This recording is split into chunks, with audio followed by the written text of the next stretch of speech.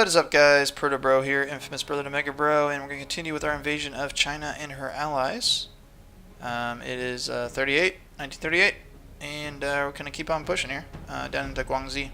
Primarily is probably going to be the focus of this video.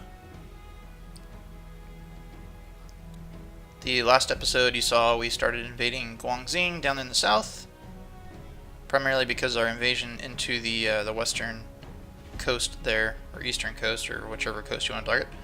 That invasion wasn't going too well, primarily because I screwed up on the amphibious assault. So what I figured we'd do is, since we had to move all these troops out of Shaanxi back to the coast anyways, we are going to cut across, hopefully isolating, a couple dozen divisions, maybe not that many, but at least, I think maybe there's probably at least 10 divisions here. We might be able to wipe them out, cutting across here as we make our way back to the coast. So kind of a win-win for us. And we'll continue pushing through Guangxi. And as you can see here, I'm trying to build up my navy now, since I'm going to need it in about 2 years. And it takes quite some time to build navy, so.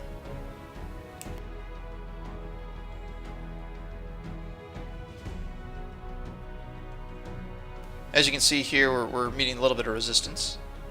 But currently it's just garrison troops, which really aren't that effective, in my opinion, at defending anything, unless it's either a city or a port from an amphibious assault. So I think we'll be able to push through these guys pretty quick. One thing of concern, though, is the fact that the terrain here is mountainous terrain, and the mountainous terrain can have an adverse impact on an offensive, even if you have the proper troops for it. So.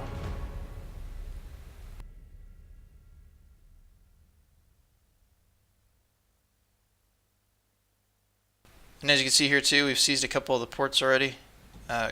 Goal being ultimately, one, I'm trying to seize all the key points, but I want to cut China off from any kind of import-export trade or anything that perhaps the U.S. may want to send to them in aid.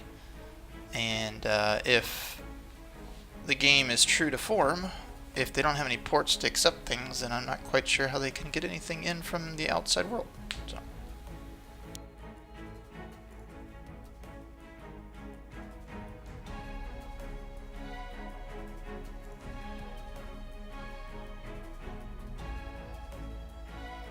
Alright, so we got that province bonus there, that strategic bonus at that port down there, which is awesome. Let me just save here really quick. Reason being isn't so much to cheat the game, but just, again, it's a mod, it's a complete overhaul. Occasionally I'll get a crash, very rarely, but occasionally. And I don't want to risk losing this entire game because of one stupid crash. I've had crashes before where it's like corrupted the game, so. Let's see here. So our highest threat is Germany, which I find very interesting. Look at that. Highest threat, UK. What a surprise. Let's see if we can. So this is one of the features I really like about the game. If your technology sucks in a particular area, you can buy from your allies or a foreign country a license to build basically their tech. So their light armor is definitely better, but Jesus Christ. It's 1,000 just to buy one tank division. Yeah, we're not going to do that. I suspect, though, once we join the Allies and we have better relations with Germany, what did I say, Allies? Axis, perhaps that price will go down. Who knows?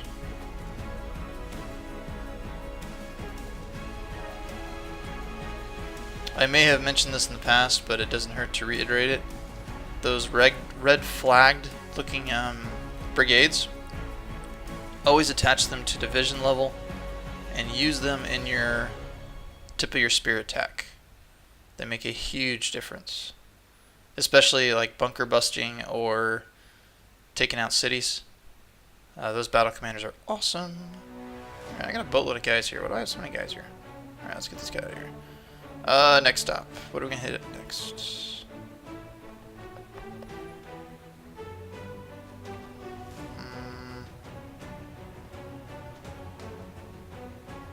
I don't quite have enough. Yeah, maybe I'll bring him down here. I mean, I don't have enough guys here to start another front.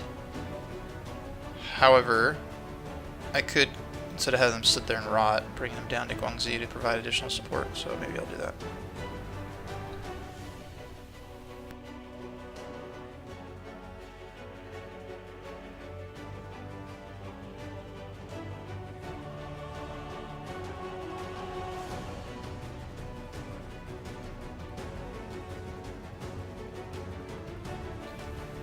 Right now, I'm thinking I may want to get that militia guy out of there. Put a garrison dude in there or something. I don't want to waste a guy there, so.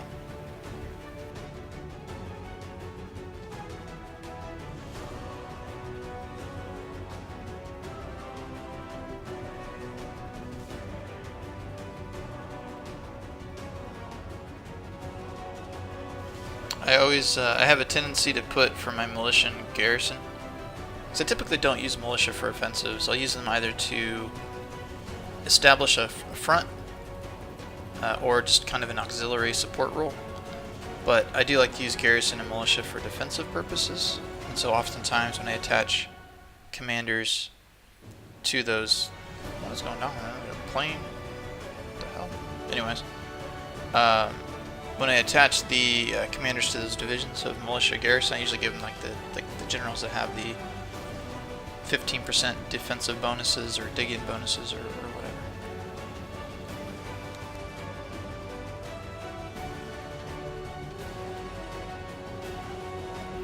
I'm gonna bring this light tank down. It's the only division that I have in the entire army of tanks, but I'm not going to use it really to attack. I'm just going to kind of use it like I use my cavalry. Push out, take territory. Tanks in mountainous terrain are completely worthless. So.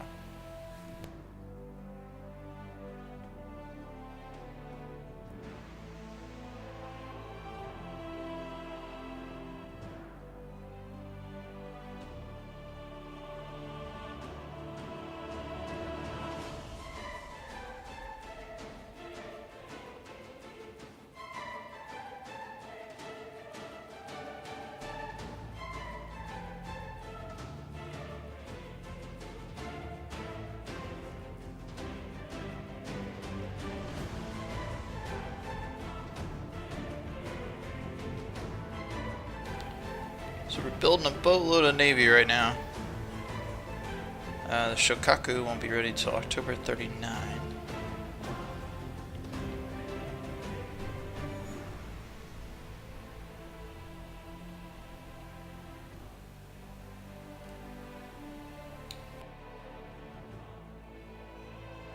So we established that breakthrough there in the northern point there, so looks like we're going to be able to kind of blitz out from here. So far, so good.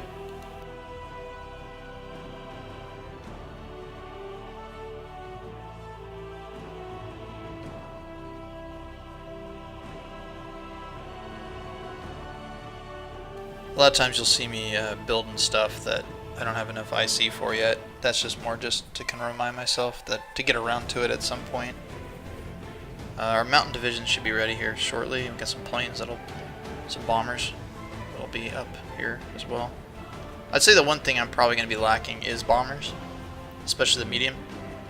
I don't do it, and I don't know if this is not wise of me, but I don't build strategic bombers with Japan. Those are the big hunkin' ones. Good examples, the B-17s. I don't build those just because I don't really see a need for them. I don't. The thing that they're best used for is bomb and industry, and I just don't see myself doing that to like the U.S. for example. They'd probably just shoot me down anyways. So I don't waste the technology or the IC to build them.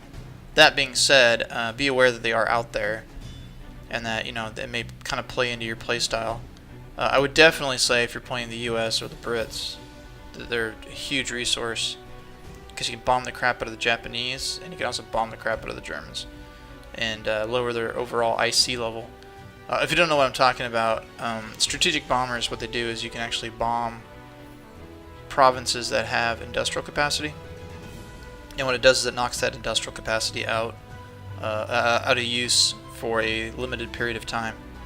And so you could think if you do it every day, and you're hitting industrial capacity every day, you could, over the course of a year or the war, drastically limit the amount of available IC that your enemy has, thereby limiting their ability to produce more units and so forth. So it's a good tool to have for sure. I don't want to. I'm much more focused on the CAGs, the carrier group planes. I'd rather spend my technology on that rather than kind of expand out to another bomber that I then have to spend money to build, because they're pretty expensive to build. So. But again, kind of go back to my original point, I think I'm going to be lacking in medium bombers, which is a little concerning to me because the Pacific is so huge. My Air Force range may be somewhat limited due to that. And so that's kind of, again, going back to that point where I'm going to have to rely pretty heavily on the CAGs, I think, to accomplish what I'm trying to do. And CAGs, just they're built to blow up other boats. They're not, or vessels rather, they're not all that effective for doing interdiction or anything like that on ground forces. So we'll see. We'll see how it plays out.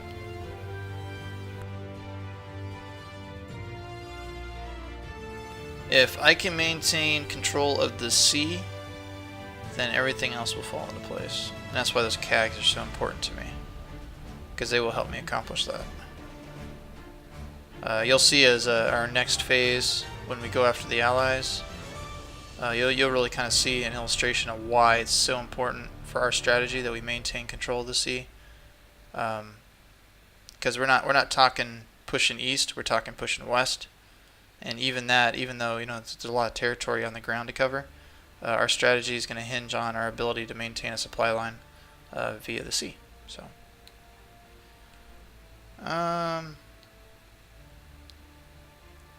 these planes, my Air Force here really is not reorganizing and getting its reinforcements back up as quickly as I like. So, I think it's because I just have too many planes at that airport.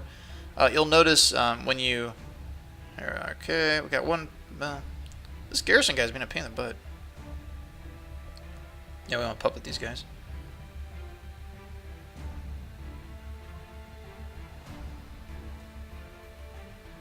Yeah, I totally forgot to turn this off. Okay. Hey, we got 18%. That's good. And still got 84 spies. We're increasing the threat level of the Brits so that other people are more scared of them than us. And we want to get these guys so they capitulate, so we'll do that. I don't even know what I was talking about before.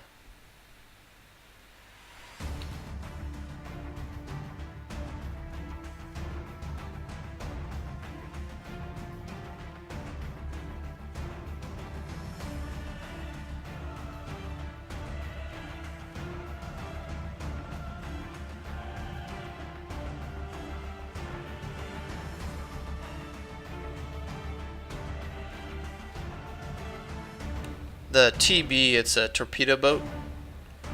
I don't build many of them either, although I could see the advantages, to having some torpedo boats. Cheap, if they're in a fleet with a lot of other ships, they may be able to take out like a battleship or a cruiser. I may actually want to think about looking into that. Get some torpedo boats. There's also some midget subs you can build, and some other things that are specifically for like defense. And I may want to think about doing that for some of our island provinces later on. What you're going to see with our strategy, assuming we can succeed in this campaign soon enough to where we have this opportunity, what I would like to do, there we go, take the second point. So now we just gotta get the capital. Cool. What I'd like to do is really just not declare war on the US. Hope they stay out of the war long enough for us to successfully push the Brits out of this region. And then what we can do is we can shift maybe 2/3 of our Navy towards the US, so that if and when they declare war on us, we can pounce on them quick. But then what I want to do is just kind of set up a defensive perimeter along the island chains, and just kind of hold them off. I don't think it's reasonable at this point to go over and try and hit the U.S. mainland and all this other crap, especially when it'll all be for naught if the Russians obliterate the Germans. So I think it'd be good for us to get over there and provide what support we can. And so a lot of our strategy is going to hinge on trying to link up the Axis powers, so us and them, obviously. As you can see there, available transports, we got 16. So I'm going to start building a boatload of these. This will be 24 months worth of convoys right here, because you can lose convoys really quick, and if we lose convoys, we're in deep doo-doo. So man, we lost high approval. That's too bad.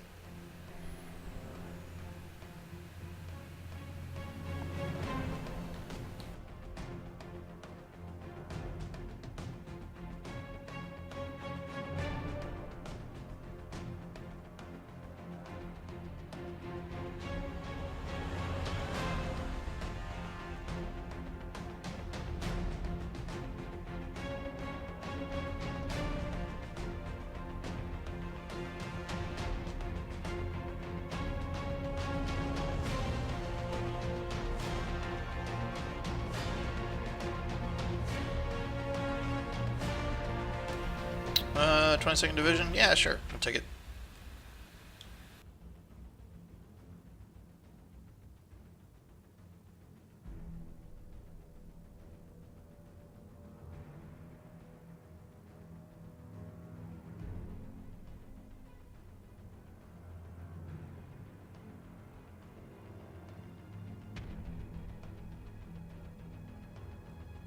Oh, nice. Got another battle commander. Cool. I need to get these guys down here. How's this going? Pushing across. Jesus, got a boatload of divisions here. Yeah, I don't think they're going to be able to counterattack against that.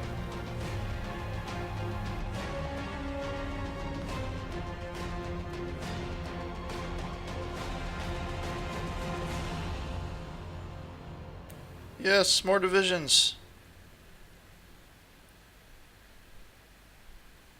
Yes, we will do that trade. Alright. See, yeah, it's so great when you have these cavalry divisions and mechanized. You just push forward.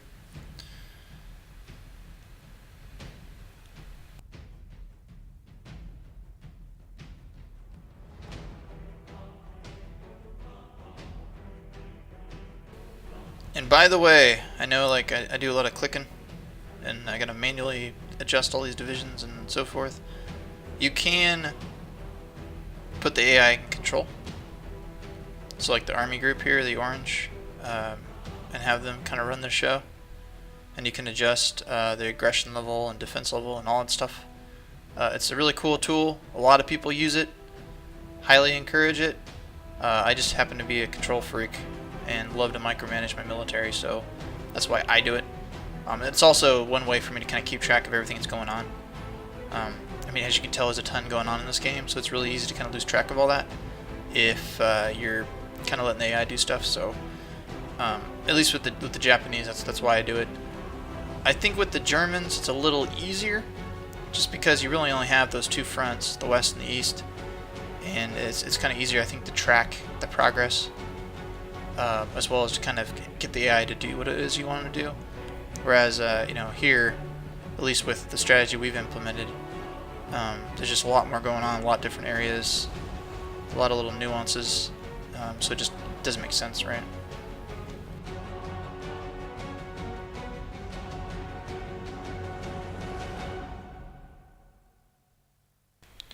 That freaking Chinese bomber's pissing me off. I'm gonna shoot that guy out of the sky.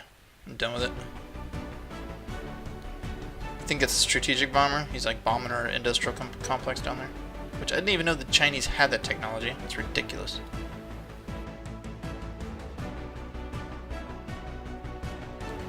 Boom, buddy, what up? That's right.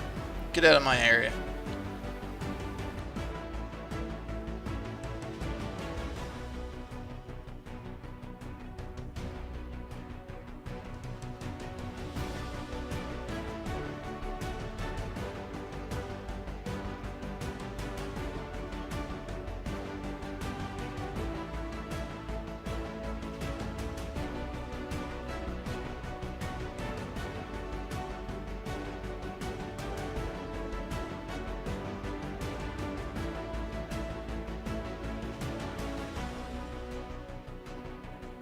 Alright, so we're going to swoop around, flank them.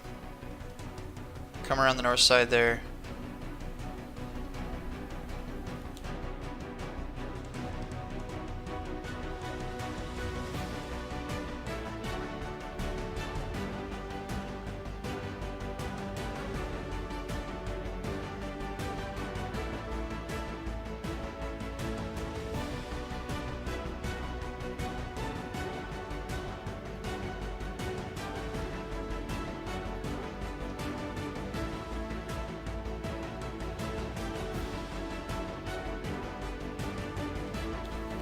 So while we're doing this, I kind of thought something was interesting.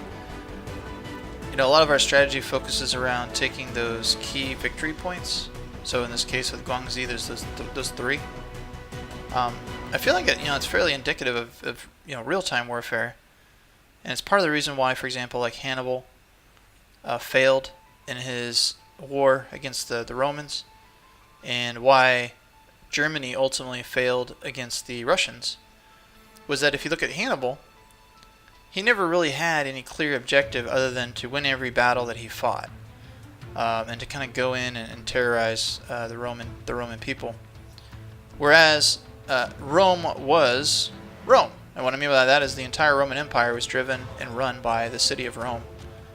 And so you'd think if an entire empire is run by a city, and the troops and the training and the food and the leadership of the Roman military originates from the city of Rome, you would think it would make sense to say, you know what, we're going to find some way to displace the city of Rome and make it inconsequential with regards to the future decision making of Roman military and so forth. Hannibal obviously didn't do that. He had the opportunity. He decided not to enter the gates of Rome and displace its senators, or replace the Senate with loyal Carthaginian followers, or what have you. And ultimately what happened was, and just like with the Germans, right, the Romans kept pumping out more troops, and then finally were able to defeat Hannibal. If you look at the Operation Barbarossa, where the war against the invasion of Germany into Russia, the original plan, as devised by the German military, there's a great book on this. I think it's actually called Operation Barbarossa. It's a very good book. I highly recommend it. But it talks about the original objective of the military. One, they didn't want to go into Russia, but if they were being told, hey, we have to, Moscow was the objective. Period. End of story. They weren't thinking of going down to the Caucasus for the oil. They weren't thinking of going north to Stalingrad and Leningrad for purposes of the ports. Their objective, and especially General Guderian, who was the mastermind behind the Blitzkrieg theory, really said, you know what, let's punch through like we did Poland and France and push until we hit Moscow. Moscow is the snake of the head. If we can chop that off, we can drastically impact the capability of the Russian military to respond to us, and perhaps force them into a situation where they have to capitulate. Hitler, on the other hand, thought the best strategy was to completely annihilate the Russian military, annihilate the size of the military, make it completely ineffective. And so that's why you had the siege of Stalingrad and Leningrad. That's why you had, in the early phases of the war, extensive efforts by the German military to surround the Russians, and instead of continuing on towards Moscow, taking the time to annihilate the Russian military. As a consequence, they didn't reach Moscow soon enough to basically finish the job. Part of that was because obviously they didn't have the resources, the winter clothing, that sort of thing, to accomplish the job. But needless to say, right, if everyone had been on the same page, if all three army groups, which is what they north, central, and south, had all had the common understanding that the objective was Moscow, that was the primary objective, and nothing else should override that, you could see that a lot more cohesion would have occurred. Things would have moved much quicker, and perhaps they would have reached Moscow sooner than when they did, thereby resulting in probably the capture of Moscow, because there really wasn't there wasn't much of a Russian military in Moscow at that point. because Stalin had moved everything forward, not anticipating a Russian invasion or a German invasion. And if that had happened, the story may have been very, very different. I think fortunately for history, that Hitler overrode his generals and the conquest of Russia did not occur. But I don't know, it's an interesting perspective, right, when you think about it. You always see like movies and all that stuff where armies are going at each other, and really warfare should be much more about the overall strategic goal rather than taking divisions and smash them against each other until the last man standing is the victor. Because typically the last man standing is not the victor, because the war has not been won yet. As I blab on and talk about random crap. So, kind of returning to this here, I'm just going through adding more crap to my technology, obviously. As you can see here, we got a lot of stuff in the 38 range. And I mean, I could spend a lot more time on my research tree, be more specific, but at some point in this game, you just got to do what you got to do, right? Because it'll just bog you down forever if you get too picky. So what I try and focus on is I try and tech up anything that increases my overall IC, my industrial capacity. With the Japanese, I'm typically a little sensitive to anything that impacts my manpower. So I try not to do too many things that impact my manpower. But I will kind of throw thing. As you can see here, this is the infrastructure. So all the yellow means it's okay infrastructure, but it's not great. Red, it means the infrastructure is really bad. As you engage in combat in a particular province, the infrastructure will actually take a hit. So kind of be aware of that. If you're going into an area that has poor infrastructure, part of your planning should include having a wider front. So like here, instead of having a one deep front, we actually have two provinces to the left or right. And then we've also linked up our, we're expanding over to take out those 2 ports. The reason I'm doing that is I want 2 ports where I can receive supplies instead of 1. Hey, win a major victory, sweet. Good times. But then I've also expanded the front of our invasion there at Guangxi to ensure that our troops do not starve. So 2 things impact your ability for supply. Actually 3 things. One's the infrastructure. So if the area has low infrastructure or none, that's going to drastically impact your ability to get fuel and food to your divisions. 2 is the landscape. So the rougher the landscape, the less supplies can flow through there during in a given day. And so obviously you can think of the deeper into an enemy province you get, or province, enemy country you get, the more difficult it may be for those supplies to get to the front lines. And then, well, actually I say there's 4 actually. 3 is the technology that you have and supply throughput, and the bonuses you have to supply throughput. And then 4th is the weather. So if it's wintertime and it's snow, or it's the spring months and there's muddy and there's a lot of rain, all that kind of stuff, that may impact not just your ability to advance on the front lines, but also, stupid partisans, also your ability to supply your troops.